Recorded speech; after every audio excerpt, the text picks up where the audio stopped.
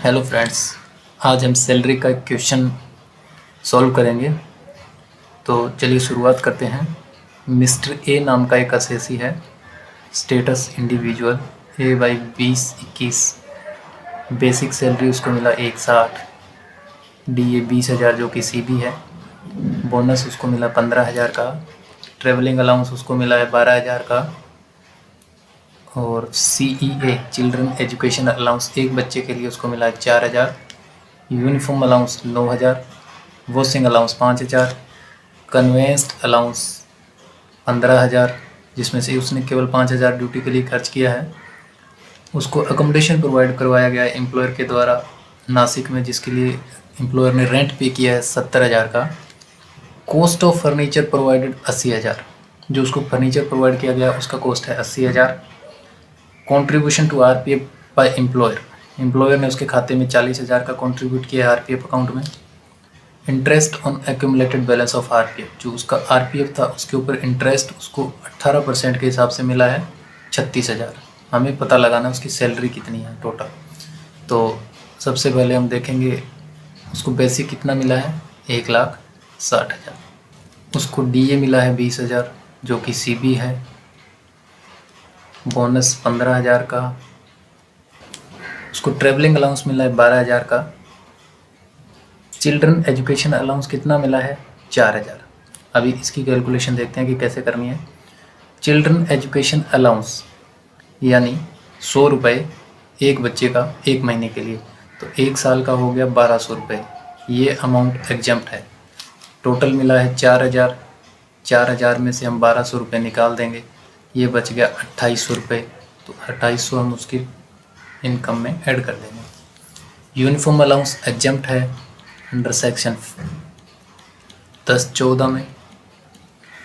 Washing allowance भी exempt है, तो यहाँ पे कुछ नहीं आएगा, यहाँ पे भी कुछ नहीं आएगा।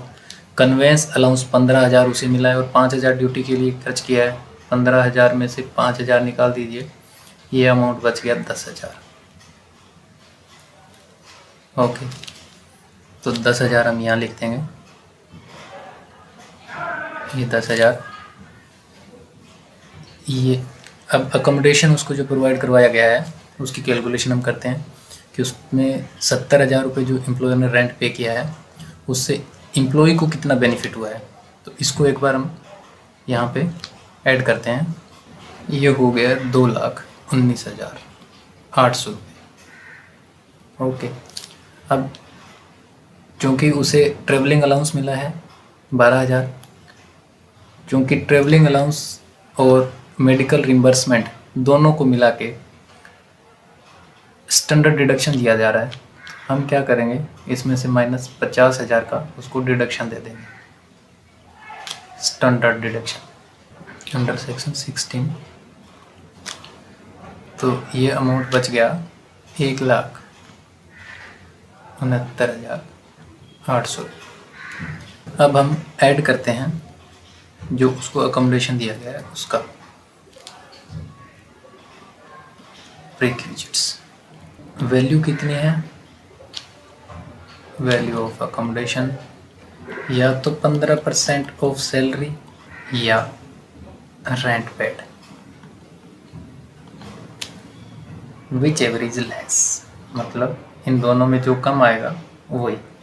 सैलरी का 15% कितना हुआ, 15% ऑफ 1,69,800 रुपये, या फिर और जो उसको रेंट पे किया गया एम्प्लॉय के द्वारा 70,000, ये हुआ है 25,470 और 70,000। विच एवर इज लेस क्या आया, ये आया। अब 2 नंबर हम क्या करेंगे,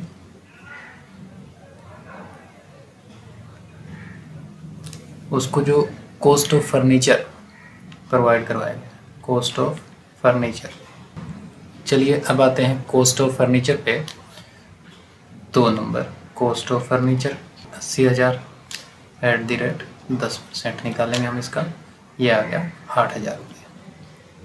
ओके, अब देखते हैं कंट्रीब्यूशन टू RPF 3 नंबर कितना है, 40,000।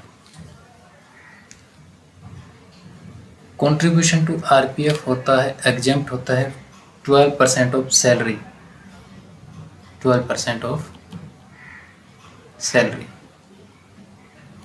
सैलरी कितना मिला है उसको? अब यहाँ पे खाली सैलरी का मतलब होगा बेसिक प्लस डीए, और डीए अगर सीबी है तभी काउंट होगा, नॉट सीबी होगा ये तो हम इसको नहीं लेंगे, सीबी है तभी लेंगे।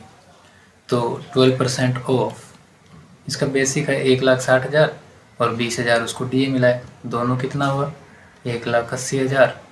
अभी नीचे आ गए, यहाँ देख 12% ऑफ 1,80,000 कितना हुआ 1,80,000 का 21,600, 21,600। अब ऊपर देखिए उसको मिला कितना है 40,000, एग्जेम्प्ट कितना है 21,600, ये एग्जेम्प्ट की वैल्यू निकाली हमने एक्चुअली, ये एग्जेम्प्ट है इतना 12%, उससे एक्सेस उसको दिया है वो हम ऐड कर देंगे। 21,600 तक का छूट था, उसको दिया 40,000 तो माइनस 21,600 कर दिया, कितना बच गया 18,400 रुपीज़। फोर्थ नंबर उसको जो इंटरेस्ट मिला है एक्यूमुलेटेड एट द रेट 18%, कितना मिला 36,000। ये केवल 9.5% तक अलाउड है, तो एग्जेम्प्ट वैल्यू निकाल लेते हैं हम।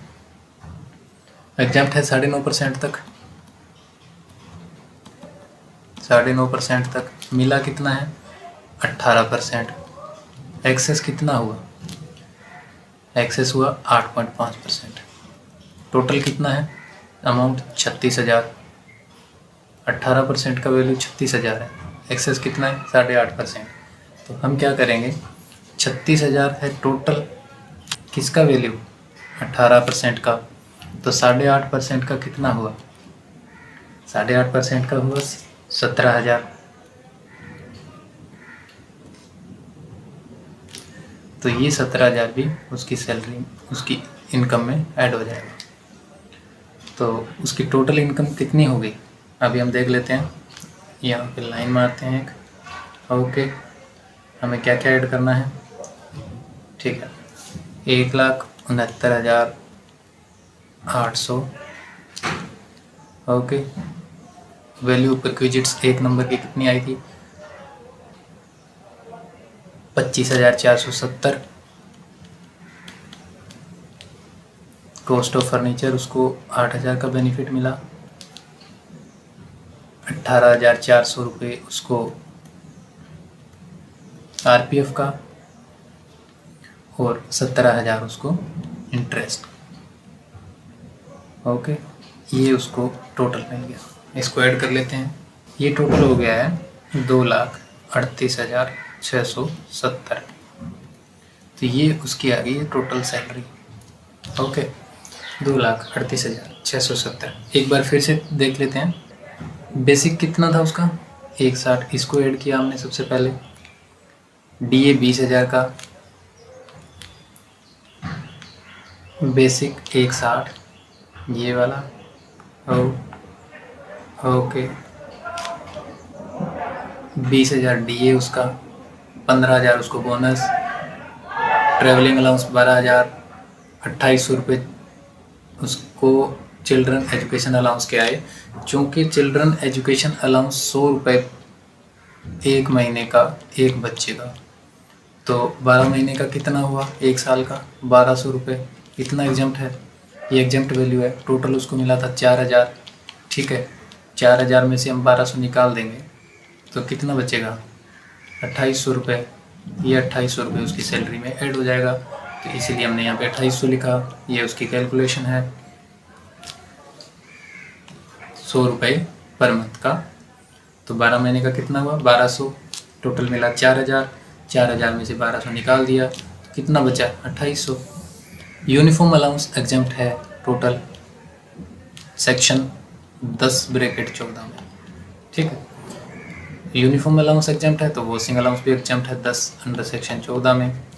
कन्वेंस अलाउंस कितना मिला 15,000, यूजफुल ड्यूटीज़ कितना है 5,000, तो बच कितना गया, इसका डिफरेंस कितना है, 15,000 में से ये निकाल दिया 5,000, कितना बचा 10,000। 10,000 हमने लिख दिया। अब अकोमोडेशन प्रोवाइड, यहाँ तक क्या करेंगे, जब अकोमोडेशन की वैल्यू निकालनी है ना, तो हमें सैलरी पता होनी चाहिए, उसको कितनी सैलरी मिली। ये सैलरी मिल गई उसको यहाँ तक। ओके, तो इन सबको टोटल करेंगे तो आया 2,19,800। ठीक, पहले क्या होता था कि जो ट्रैवलिंग अलाउंस मिला है ये 19,200 तक एग्जम्प्ट था, लेकिन उसके बाद एक स्टैंडर्ड डिडक्शन दे दिया, स्टैंडर्ड डिडक्शन। ठीक है, तो उसके हिसाब से डायरेक्ट 50,000 लेस कर दिए जाते हैं। ठीक है, 50,000 का उसको डिडक्शन दे देते हैं। ठीक है, तो ये 50,000 का उसको डिडक्शन दे दिया, स्टैंडर्ड डिडक्शन। तो उसके बाद उसकी जो बची वो सैलरी बच गई 1,69,800, ये सैलरी आई है। तो अकोमोडेशन की वैल्यू निकालेंगे अब हम। तो वैल्यू यहाँ देखिए, value of accommodation 15% of salary, 15% of salary. ये कितना आया था, ये आया था 25,470 रुपये। या फिर रेंट पेड 70,000, इन दोनों में जो सबसे कम होगा वैल्यू ऑफ अकोमोडेशन पे वो ऐड हो जाएगा। तो 25,400 कम था, 25,470 कम है, तो उसको हम ऐड कर लेंगे। पहले उसकी 1,69,800 सैलरी हो गई, 25,470 उसको वैल्यू ऑफ अकोमोडेशन हो गया, 25,470 वैल्यू ऑफ अकोमोडेशन हो गया। ये हो गया सॉल्व। ओके, अब देखते हैं कॉस्ट ऑफ फर्नीचर। जितना उसको फर्नीचर का कॉस्ट है उसका 10% हम उसकी इनकम में ऐड कर देंगे। 80,000 का 10% कितना हुआ, 8,000, ये ऐड कर दिया। Contribution to RPF by employer, 40,000 contribute किया है एम्प्लॉयर ने। ठीक है, तो ये इसका क्या होगा, इसके लिए हमें क्या करना है कि जो 12% ऑफ सैलरी है वो एग्जम्प्ट है। ठीक है, उससे ऊपर है वो हम इसकी इनकम में ऐड कर देंगे। सैलरी का मतलब यहाँ सैलरी से मतलब होता है basic plus DA, basic plus DA, और डीए सीबी है तभी कैलकुलेट करेंगे, और डीए इस केस में सीबी था। ऊपर देखिए इसके आगे लिखा है सीबी, यहाँ पे सीबी इसीलिए लिखा गया था। अब यहाँ देख लीजिए एक बार आप, बेसिक कितना था उसका 1,60,000, और डीए कितना था 20,000, ये टोटल हुआ था 1,80,000। 1,80,000 का 12% कितना होता है, 1,80,000 का 12% हो गया 21,600, ये वैल्यू आ गई एग्जम्प्ट की। ओके, उसको मिला कितना है 40,000, तो इस वैल्यू को हम 40,000 से माइनस कर देंगे। 21,600 में से 40,000 निकालेंगे तो बच गया 18,400, ये भी हम उसकी इनकम में ऐड कर देंगे। ठीक है, अब देखिए interest on accumulated balance of RPF कितना है 18%।